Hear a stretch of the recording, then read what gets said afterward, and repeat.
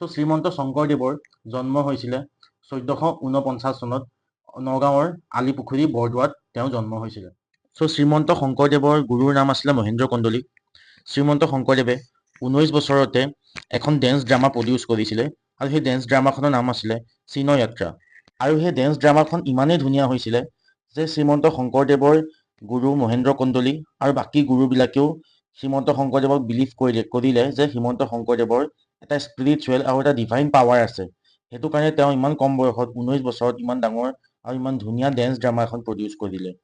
যেতিয়া শংকৰদেৱৰ 21 বছৰ হ'ল 1470 চনত, তেতিয়া শংকৰদেৱৰ সূৰ্যাৱতীৰ লগত বিয়া হ'ল। শংকৰদেৱ আৰু সূৰ্যাৱতীৰ এজনী জীয়েক জন্ম হ'ল, জীয়েকজনীৰ নাম আছিলে মানু।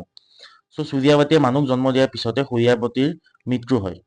যেতিয়া শংকৰদেৱৰ 32 বছৰ হয়, তেতিয়া শংকৰদেৱে প্ৰথম তীৰ্থ ভ্ৰমণত যায় আৰু শংকৰদেৱৰ লগত আৰু 17 জন মানুহো তীৰ্থ ভ্ৰমণত গৈছিলে আৰু মহেন্দ্ৰ কন্দলীও শংকৰদেৱৰ লগত প্ৰথম তীৰ্থ ভ্ৰমণত গৈছিলে।